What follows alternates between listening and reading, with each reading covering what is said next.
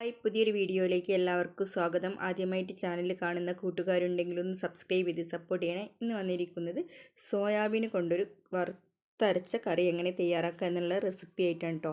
നമുക്ക് പെട്ടെന്ന് എങ്ങനെ തയ്യാറാക്കാമെന്ന് കണ്ടിട്ട് വരാം. അതിനായിട്ട് ഞാൻ വലിയ സോയാബീനാണ് എടുത്തത്. അത് നന്നായി കഴുകി വൃത്തിയാക്കി തിളപ്പിച്ചെടുത്തതിന് ശേഷം 4 കഷ്ണങ്ങളാക്കി മുറിച്ചിട്ടുണ്ട്. ഇനി നമുക്കതിലേക്ക് വേണ്ടത് ഉരുളക്കിഴങ്ങ്, വലിയുള്ളി, തക്കാളി അത് ആവശ്യത്തിന് കട്ട് ചെയ്തെടുത്തിട്ടുണ്ട് കേട്ടോ. ഇനി ഞാനിത് ഗ്യാസ് അടുപ്പിലല്ല കേട്ടോ പാചകം ചെയ്യുന്നത്, വിറകടുപ്പിൽ ആണ് പാചകം ചെയ്യുന്നത്. അതിനായിട്ട് ഈ ചേരുവകളെല്ലാം നമുക്കൊരു ചട്ടിയിലേക്ക് മാറ്റി കൊടുക്കാം. ചട്ടിയിലേക്ക് മാറ്റിയതിന് ശേഷം ഇനി നമുക്കിതിലേക്ക് ഇതിന് വേണ്ട പൊടികളിടാം. 1 സ്പൂണ് മഞ്ഞൾപ്പൊടി, 1 സ്പൂണ് മുളക് പൊടി, 1 സ്പൂണ് മല്ലിപ്പൊടി, 1 സ്പൂണ് ഉപ്പ്. ഇത്രയും ചേർത്തതിന് ശേഷം അതിലേക്ക് ആവശ്യത്തിനുള്ള വെള്ളം ഒഴിച്ച് അടുപ്പിൽ വെക്കുന്നുണ്ട് കേട്ടോ.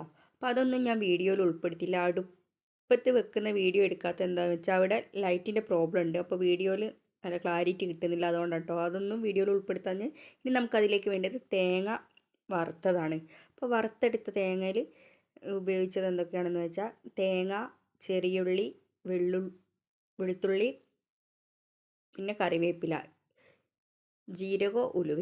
നമ്മൾ സാമ്പാറിലേക്ക് വറുക്കുന്നത് മാതിരി തന്നെ വറുത്തെടുത്തത് കേട്ടോ.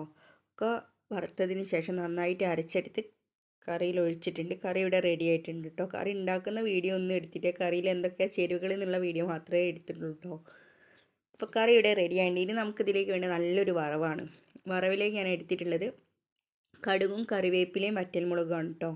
അപ്പോൾ 3 കൂടി വെളിച്ചെണ്ണയിലേക്ക് ഇട്ട് നന്നായിട്ട് വറവിട്ട് എടുത്തിട്ടുണ്ട്. നല്ലൊരു റെസിപ്പിയാണ് കേട്ടോ. അടിപൊളി ടേസ്റ്റാണ് ഈ ഒരു കറിക്ക്. അപ്പോൾ എല്ലാവരും ട്രൈ ചെയ്ത് നോക്കുക.